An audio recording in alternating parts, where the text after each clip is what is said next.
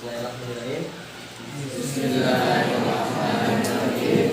Assalamualaikum warahmatullahi wabarakatuh. Waalaikumsalam warahmatullahi wabarakatuh. Alhamdulillah. Wassalatu Muhammad sallallahu alaihi wasallam. Baiklah, pada pertemuan kali ini Bapak akan menampilkan sebuah materi, yaitu di mana materi ini tentang 4 alternatif pilihan karir menuju setelah tamat dari sekolah ini.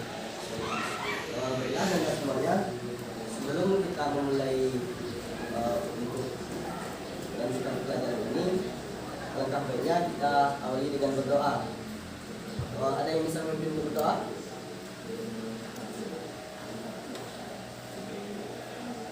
Baik, lanjut, Iqbal.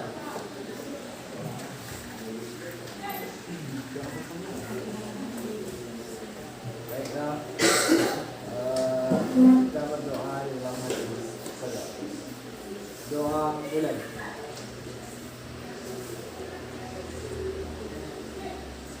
Doa selesai.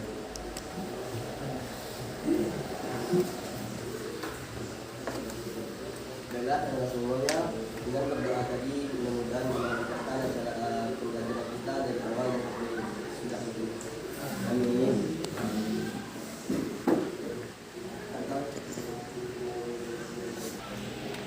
Baik, tenaga semuanya, setelah kita membaca doa tadi, Bapak akan menyampaikan sebuah materi. Bapak akan memperkenalkan diri dulu. Dan tahu nama Bapak siapa? Baik, perkenalan singkat itu ada di depan. Nama Bapak Muhammad saja, dosen Bapak Bimo Muslim. Bapak berasal dari UIN Muhammad Yunus Persaka.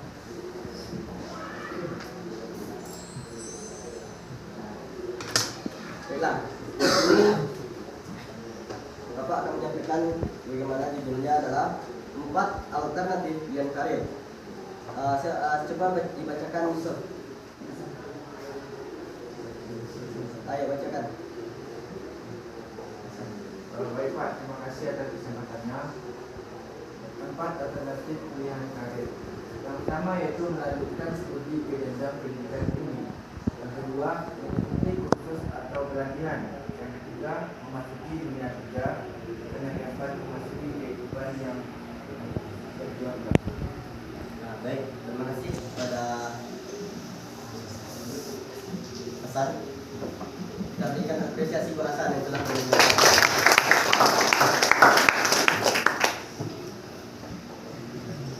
Di sini, itu yang pertama poin adalah merencanakan kelanjutan studi ke jenjang pendidikan tinggi. Ada dari Anda yang bisa membacakan lagi?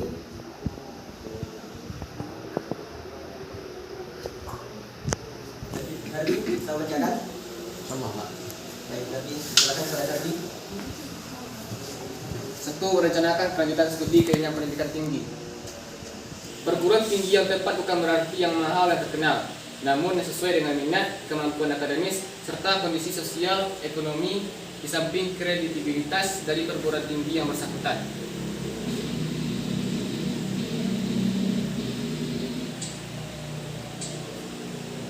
Baik, di sini telah dijelaskan sebagaimana perguruan tinggi yang tepat bukan berarti yang mahal atau yang terkenal, namun yang sesuai dengan minat diri kita, kemampuan akademis kita, serta kondisi sosial ekonomi kita. Dan di samping itu, kredibilitas dari perguruan tinggi yang bersangkutan. Bisa Anda pahami? Selanjutnya itu hal yang harus diperhatikan untuk studi lanjutan. Yang pertama adalah status dan akreditasi perguruan tinggi. Coba Anda bacakan. Beb. Status dan akreditasi perguruan tinggi. Dilihat dari statusnya, perguruan tinggi dibagi 2, yaitu perguruan tinggi negeri atau PTN dan perguruan tinggi swasta atau PTS. Baik. Pada poin yang pertama adalah status dan akreditasi perguruan tinggi. Di sini dapat dilihat dari statusnya, perguruan tinggi dibagi akan dua. Yang pertama adalah perguruan tinggi PTN. Di sini apakah Anda sudah mengetahui apa itu perguruan tinggi PTN? Belum.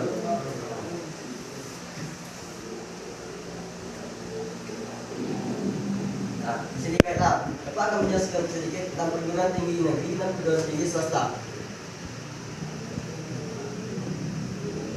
Nah, coba dibacakan lagi, Anda, siapa yang bisa membacakan tadi? Perguruan tinggi negeri. Perguruan tinggi negeri atau PTN adalah perguruan tinggi yang dikelola oleh pemerintah, tepatnya berada di bawah koordinasi Kementerian Pendidikan dan Kebudayaan.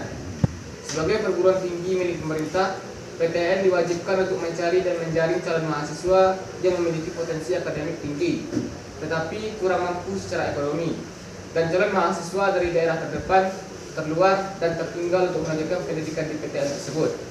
Adapun kuota yang ditetapkan adalah paling sedikit 20% dari seluruh mahasiswa baru yang diterima oleh dan tersebar pada semua program studi. Baik, sudah jelas di sini bahwasanya perguruan tinggi PTN adalah perguruan tinggi yang dikelola oleh pemerintahan, tepatnya berada di bawah koordinasi Kementerian Pendidikan dan Kebudayaan. Sebagai perguruan tinggi milik pemerintahan, PTN ini diwajibkan untuk mencari dan menjaring calon mahasiswanya yang memiliki potensi akademik tinggi, yaitu berupa kemampuan secara ekonomi dan calon mahasiswa dari daerah terdepan, terluar, dan tertinggal untuk melanjutkan pendidikan di PTN tersebut.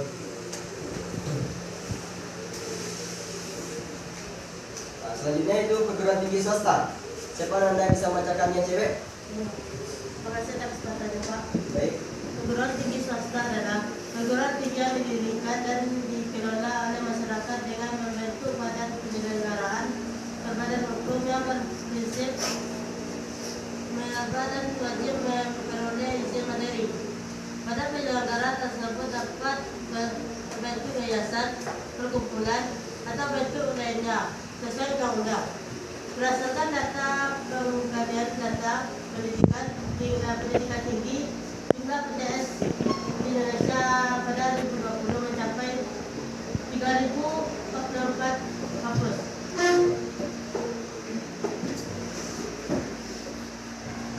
Baiklah, terima kasih kepada Anda yang telah berani membacakan di depan, memberikan apresiasi. Jadi ini dapat dijelaskan bahwasanya perguruan tinggi negeri PTN adalah perguruan tinggi yang dikelola oleh pemerintahan, sedangkan perguruan tinggi swasta itu adalah perguruan tinggi yang didirikan oleh masyarakat dengan membentuk penyelenggaraan berbadan hukum. Untuk kita lanjutkan, sebelum kita melanjutkan materi, kabarnya kita mulai sedikit dulu. Baik, di sini ada siapa yang bisa memimpin untuk KS speaking? Ada bisa? Ada. Kepada rival bisa ke maju. Kita biasa apresiasi banget.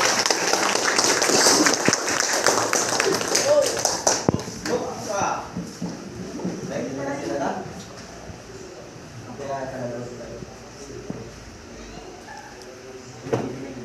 Komedi yang membuatkan menjadi politik.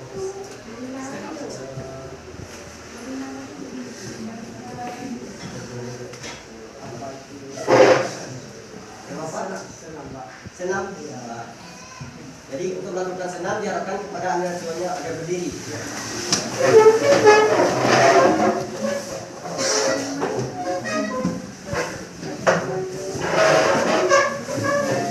Baiklah semua rekan-rekan, kita akan melakukan untuk menyegarkan tubuh. Pertama, kita angkat kedua tangan kita seperti ini. Baik, tangannya dikedepankan. Kita mulai berhitung sampai 8 dengan tinggi.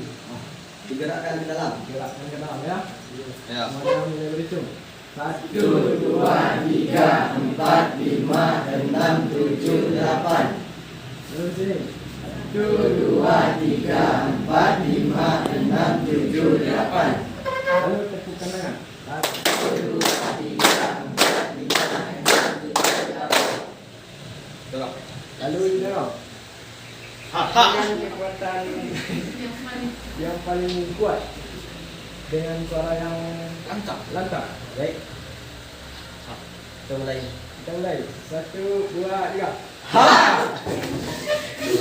Baik, terima kasih kepada Rival. Tadi membuat undang-undang menjadi lebih tadi.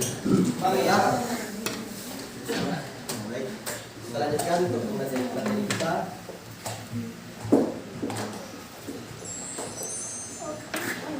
Yaitu yang poin B. Jalur jenjang pendidikan dan bentuk perguruan tinggi. Bisa dibacakan Anda? Yang bisa membacakan? Yang bisa membacakan? Oke, jalur jenjang pendidikan dan bentuk perguruan tinggi. Ada 2 jalur pendidikan tinggi di Indonesia, yaitu jalur akademik dan jalur profesional. Secara umum, perguruan tinggi di Indonesia dibedakan menjadi 5 jenis, yaitu universitas, institut, sekolah tinggi, akademi, dan politeknik. Baik, terima kasih kepada Ferdi. Jadi di sini dapat dijelaskan ada 2 jalur pendidikan tinggi di Indonesia. Yang pertama itu jalur akademik dan jalur profesional. Secara umum, perguruan tinggi di Indonesia dibedakan menjadi 5. Yang pertama itu jenisnya adalah universitas, institut, sekolah tinggi, akademi, dan politeknik. Bisa anda pahami semuanya? Bisa. Jadi coba sebutkan lagi 5 jenis perguruan tinggi yang ada di Indonesia. Coba disebutkan sama-sama.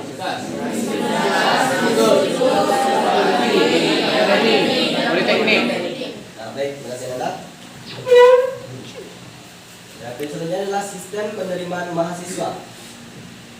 Bagaimana di sini yang pertama adalah sistem penerimaan mahasiswa baru di perguruan tinggi negeri dilaksanakan secara non-tes dan penelusuran bakat dan minat kemampuan dan tes. Yang kedua adalah sistem penerimaan mahasiswa baru secara non-tes dilaksanakan melalui penelusuran bakat, minat dan kemampuan dari calon mahasiswa. Di sini dapat Anda pahami sebagaimana sistem yang pertama penerimaan mahasiswa baru di perguruan tinggi negeri dilaksanakan secara non-tes, yaitu dengan penelusuran bakat, minat, kemampuan. Dan selanjutnya adalah sistem penerimaan mahasiswa baru secara non-tes dilaksanakan melalui penelusuran bakat, minat, dan kemampuan perguruan tinggi kedinasan. Anda yang bisa membacakan? Silakan. Perguruan tinggi kedinasan. Perguruan tinggi kedinasan adalah perguruan tinggi di bawah departemen lain selain Departemen Pendidikan Nasional. Keunggulan dari perguruan tinggi kedinasan adalah biaya murah, bahkan ada yang gratis. Mendapat uang saku, adanya kepastian kerja, serta fasilitas lengkap.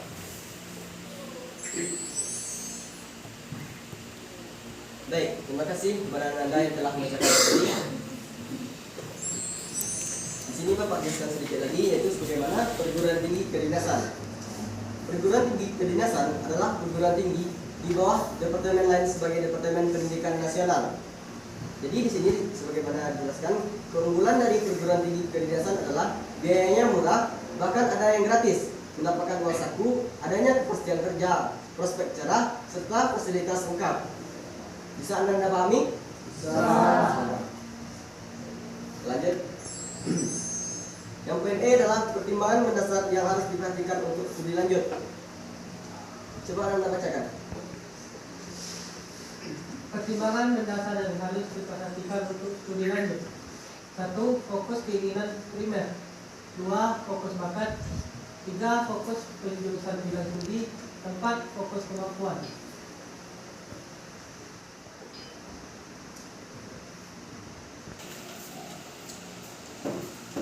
Baiklah, terima kasih kepada Anda. Yang poin E adalah pertimbangan mendasar yang harus diperhatikan untuk studi lanjut. Yang pertama, keinginan primer. Yang kedua adalah fokus bakat. Yang ketiga, fokus penjurusan bidang studi. Yang keempat, fokus akan kemampuan. Poin 2 itu mengikuti kursus atau pelatihan. Sebagaimana kursus di sini adalah satu pendidikan luar sekolah yang terdiri atas kumpulan warga masyarakat yang memberikan pengetahuan, keterampilan, dan sikap mental tertentu bagi warga belajar. Sebagaimana pengertian pelatihan kerja, yaitu kegiatan memberi, memperoleh, meningkatkan, dan mengembangkan keterampilan atau keahlian produktivitas, disiplin, sikap, dan etos kerja pada tingkat keterampilan dan keahlian tertentu. Sebagaimana dapat Anda pahami, pada kursus ini adalah satuan pendidikan di luar sekolah yang terdiri atas kumpulan warga atau masyarakat. Bisa dipahami? Bisa. Dan pelatihan kerja tersebut adalah kegiatan memperoleh, meningkatkan, dan mengembangkan keterampilan. Bisa Anda pahami? Apa itu kursus?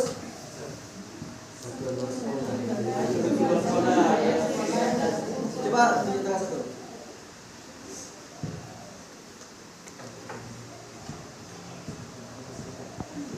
Dan luar sekolah yang terdiri atas sekumpulan warga masyarakat yang memberikan pengetahuan, keterampilan, dan sikap mental tertentu bagi warga belajar. Nah, baik, terima kasih kepada Anda. Lanjutkan. Yang ketiga adalah memasuki dunia kerja.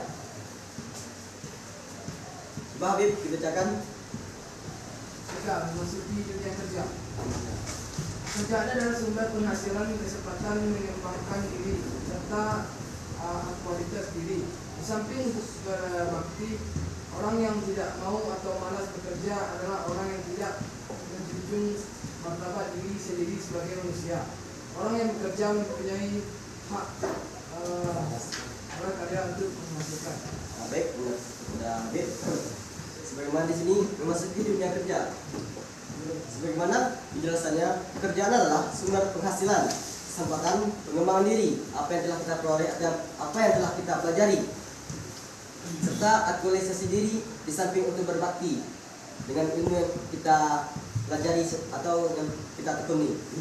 Orang yang tidak mau atau malas bekerja adalah orang yang tidak menjunjung tinggi martabat dirinya sebagai manusia. Apalagi kita sebagai laki-laki, harga diri kita itu adalah bekerja. Bisa dipahami Anda semua yang laki-laki? Bisa. Baik. Orang yang bekerja mempunyai hak balas karya atau penghasilan. Jadi seseorang yang bekerja itu mempunyai hak atas apa yang telah dikerjakannya atau apa yang telah buah dari hasil kerjaan tersebut. Bisa disebut di sini adalah penghasilan atau gaji. Bisa dipahami? Baik, kita lanjut. Tahap yang harus dilakukan untuk memperoleh pekerjaan. Yang pertama adalah mencari lowongan kerja. Yang kedua adalah mengikuti tes atau seleksi. Sini dapat Anda lihat di depan hal yang harus diperhatikan dalam mencari dan memilih pekerjaan. Coba dibacakan. Hal yang harus diperhatikan dalam mencari dan memilih pekerjaan. 1. Mendaftarkan diri ke Departemen Tenaga Kerja. 2. Membaca koran atau majalah yang memuatlah lowongan pekerjaan. 3. Melihat informasi lowongan kerja melalui medis elektronik. 4. Rajin mengunjungi bursa kerja. 5. Bergaul dan bertanya kepada orang-orang yang sudah bekerja. 6. Memantapkan rasa percaya diri. Nah, baiklah. Sebagaimana di sini hal yang harus diperhatikan dalam mencari dan memilih pekerjaan. Yang pertama adalah mendaftarkan diri ke Departemen Pekerjaan. Sebelum Anda mengetahui apa itu yang namanya suatu pekerjaan, Anda segera mendaftarkan diri kepada Departemen sebuah perusahaan tersebut. Yang kedua adalah membaca koran atau majalah yang membuat lowongan kerja. Di sini Anda jangan bermalas-malas untuk mencari informasi tentang sebuah lowongan pekerjaan. Bisa dipahami? Karena tanpa kita melihat lowongan tersebut, kita tidak akan mendapatkan lowongan pekerjaan. Dan selanjutnya adalah melihat informasi lowongan kerja melalui medis elektronik. Nah, maksud medis elektronik di sini adalah pintar dalam bersosial media. Anda semua di sini kan sudah memakai HP. Karena sekarang banyak lowongan pekerjaan yang dibagikan melalui jaringan internet, baik itu melalui Facebook, Instagram, maupun Twitter. Anda sudah mempunyai akun tersebut? Sudah. Baik. Yang keempat adalah rajin mengunjungi bursa kerja. Yang lima, bergaul dan bertanya kepada orang-orang yang sudah bekerja. Dan di samping itu kita ibaratkannya menanyakan atau bergaul dengan orang-orang yang telah bekerja. Apa yang perlu kita tanyakan dan apa yang kita butuhkan untuk melakukan sebuah pendaftaran atau bagaimana cara kita mendaftar di satu perusahaan. yang terakhir adalah memantapkan rasa percaya diri. Nah, di sini kita adalah patutkah kita mendaftar di sebuah perusahaan tersebut atau tidak? Kemampuan apa yang kita miliki sesuai dengan kerja yang kita lakukan. Bisa Anda pahami? Bisa. Baik, selanjutnya adalah setiap calon tenaga kerja pada umumnya harus mengikuti tes seleksi tersebut. Biasanya yang pertama adalah seleksi administrasi, yang kedua seleksi akademis, yang ketiga adalah psikotes atau tes kemampuan secara keseluruhan, yang keempat adalah tes wawancara, yang terakhir adalah seleksi tes fisik. Jadi Anda perlu menyiapkan yang 5 ini sebelum Anda menjadi calon tenaga kerja. Bisa dipahami? Apa yang 5 itu?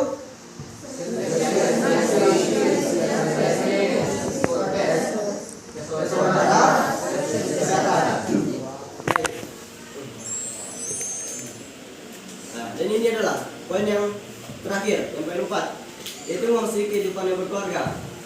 Bapak mau bertanya dulu, Anda sini semuanya ingin kuliah tamat sekolah atau langsung berkeluarga? Baik, itu cita-cita yang mulia. Namun sini Bapak akan menjelaskan tidak putih. Kita akan tidak tahu di depannya kita itu bagaimana. Jadi Bapak jelaskan sedikit, yaitu memasuki kehidupan berkeluarga. Siapa yang bisa menjelaskan? Hasan? Terima kasih Pak. Baik. Sebenarnya 4 memasuki kehidupan keluarga. Ketika memutuskan menikah berarti harus siap bertanggung jawab. Lingkungan dan keluarga akan menuntut untuk bertanggung jawab layaknya orang dewasa. Sekiranya setelah lulus SMA memutuskan untuk menikah harus diperhatikan secara matang. Baik. Dalam dunia perkeluargaan atau memasuki kehidupan keluarga, kita memutuskan menikah berarti harus siap bertanggung jawab. Apapun segala tanggung jawab baik terhadap istri dan sudah yang punya anak itu lebih tanggung jawabnya itu lebih berat lagi, dan kita tidak dilalaikan akan tanggung jawab kita tersebut, apalagi kita sebagai seorang ayah atau bapak. Lingkungan yang berkeluarga akan menuntut untuk bertanggung jawab layaknya orang dewasa. Yang kelima adalah yang selanjutnya sekiranya setelah lulus SMA memutuskan untuk menikah harus diputuskan secara matang.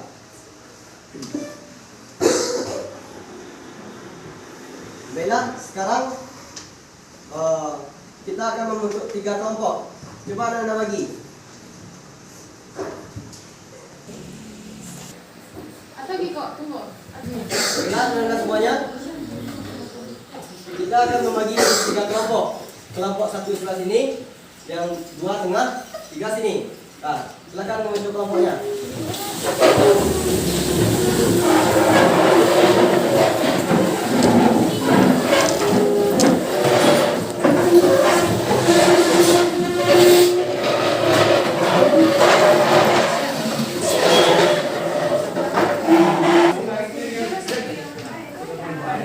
Nah, bela datang.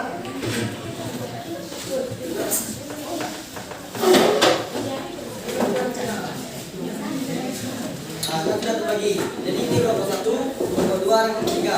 Jadi Bapak akan membagikan sebuah tugas yang dimana di sini nanti akan mengisi nama, dan di sini akan ada kolom yang menjelaskan tentang studi lanjutan kuliah bekerja berkeluarga, atau sini Anda dapat mengisi apa cita-cita Anda tersebut. Yang kedua hobi, yang ketiga adalah contoh lapangan kerja di bidang jasa, atau contoh lapangan kerja di bidang kesehatan. Dan di belakangnya Anda juga mengisi sebagaimana itu adalah nama dan contoh PTN, perguruan tinggi negeri. Pengetahuan Anda apa saja perguruan tinggi negeri yang Anda ketahui, dan perguruan tinggi swasta yang Anda ketahui. Nanti tantangannya. Baik. Secara bergiliran. Ya, Muhammadiyah.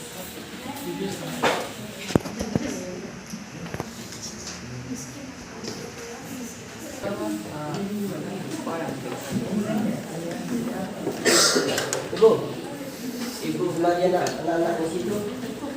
Ibu. Apa?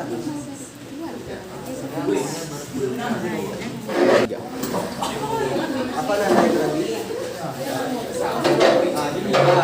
Gimana ini cara Di sini. ya? Kita dilanjutkan ke kuliah pekerja. Nanda ini dapat kuliah, bekerja atau bekerja. Itu merupakan sebuah kursus. Jadi misalnya contoh, ingin kuliah, masih kuliah, ingin bekerja. Paham? Syukran, Pak.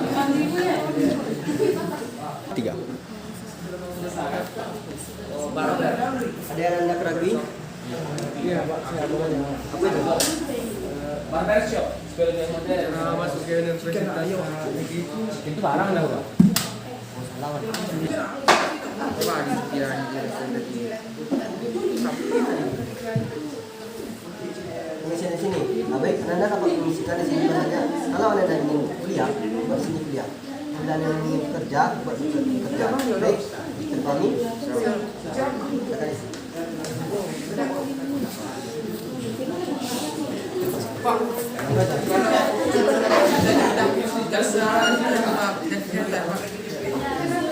Bidang kesehatan. Sebenarnya perawat bisa jadi kan menjadi pelayan atau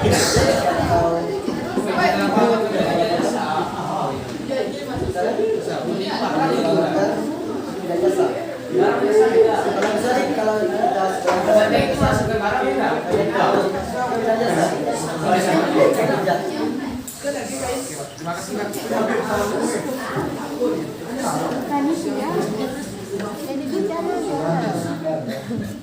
perawat aja lah ya.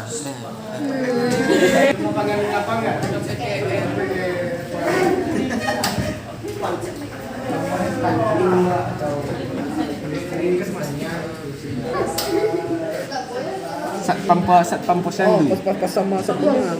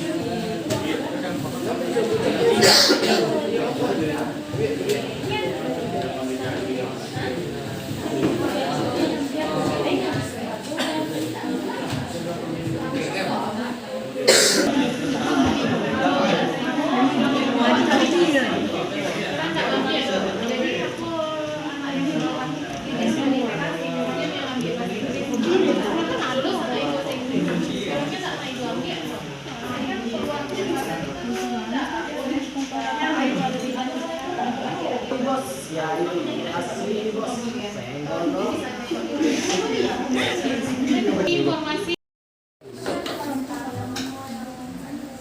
baik anda semuanya, apakah sudah selesai mengisi angket yang Bapak berikan? Belum.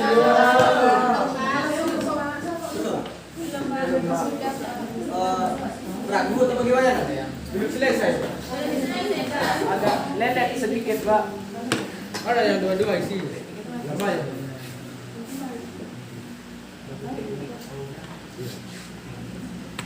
Kelompok satu sudah selesai? Kelompok tiga bagaimana? Sudah. Baik. Coba perwakilan dari kelompok tiga membacakan salah satu dari nama temannya. Bacakan. Coba berarti. Satu Pak, disimak teman-temannya. Satu Pak. Satu aja. Contoh. Biar anda yang ragu nanti.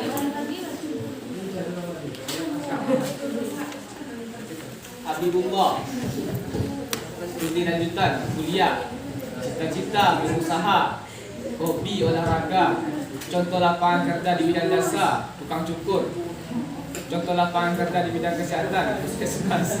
Baik, kita berikan apresiasi buat diri.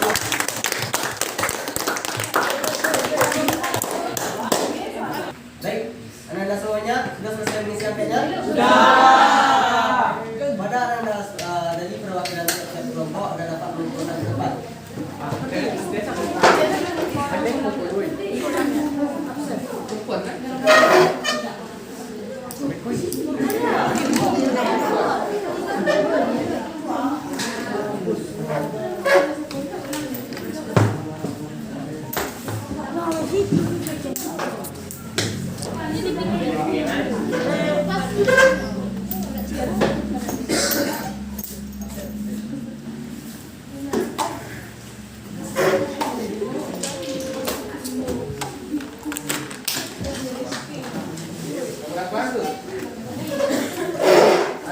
semuanya, mohon perhatiannya. Dengan materi yang telah Bapak sampaikan tadi, mudah-mudahan Anda dapat mengerti dan Bapak lebih memahami lagi. Apakah Anda sudah mengerti apa yang Bapak sampaikan tadi? Sudah. Baik, terima kasih kepada Anda yang telah memperhatikan Bapak menyampaikan materi. Setelah materi disampaikan, mungkin hanya itu yang dapat Bapak sampaikan kepada Anda semuanya. Kekurangan lebih Bapak mohon maaf. Apabila ada kesalahan Bapak minta maaf ya. Baik, Bapak sudah dengan Allah Assalamualaikum warahmatullahi wabarakatuh.